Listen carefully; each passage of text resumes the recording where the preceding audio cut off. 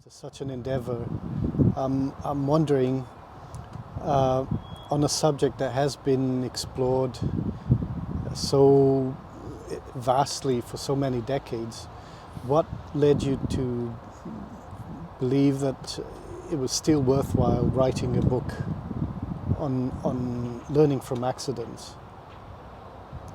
Yeah, there's a couple of reasons, Pedro, for to write a book on this topic. One of them being that um, we haven't ever seen a book written on accident which speaks about the perspective of people involved in the accident. Often you read about books, well-researched books, but the dominant voices are, or the ones that should be dominant are missing, which is the voice of people involved in accidents. So in many ways, I think this book speaks from the perspective of people or the person involved in the accident, which is the captain of the ship. And for the first time, I believe, in the maritime history, we have given space to people involved in the person involved in the accident. But I think there is something much more powerful which is worth meditating upon, which is the central idea of the book is how do you, or the strength of the book is a very coherent methodology and a method to understand a fallible person, that human beings are fallible and we are bound to, things are bound to go wrong. And when things go wrong, how do we engage with people, the fallible person involved in those accidents? And what the book offers is a unique insights from the perspective of people involved in accidents. If we knew, we had a philosophy, we had a methodology and a method to engage with them. Quite often what we see in books written on accident investigations is a quest to control or manage human error. And we drift away so far away from the idea of understanding people. So the book offers that unique insight into, or the strength of a methodology and a method to engage with fallible humans. Now, what is a fallible human?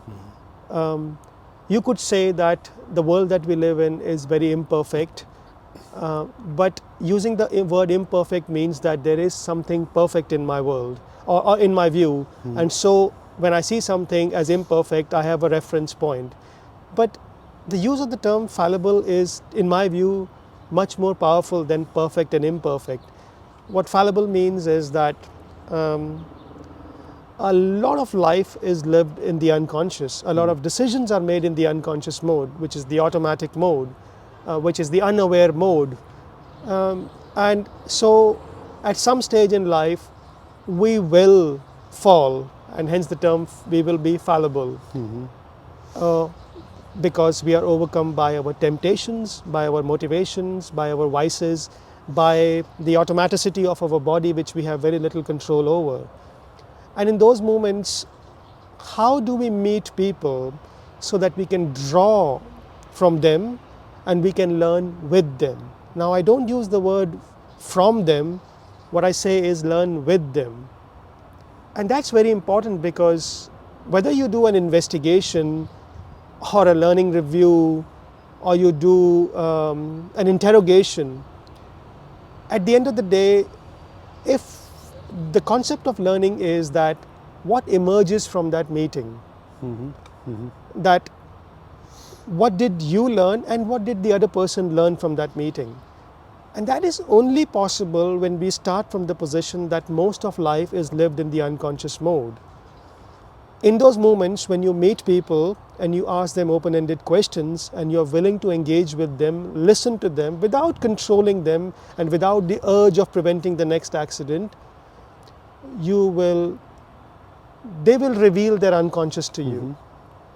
And as you listen to them, you will also come to understand how much you were unaware of. Yeah. So the unconscious surfaces from both the sides. And I think that is a very unique position to be in, because learning happens with another person, not from another person. And at the end of that investigation or audit or a review, whatever you want to call it, both you and the person who you are investigating move towards each other. And to me, that is a good indication of learning, and that's what the book is about. Okay. So if I'm hearing you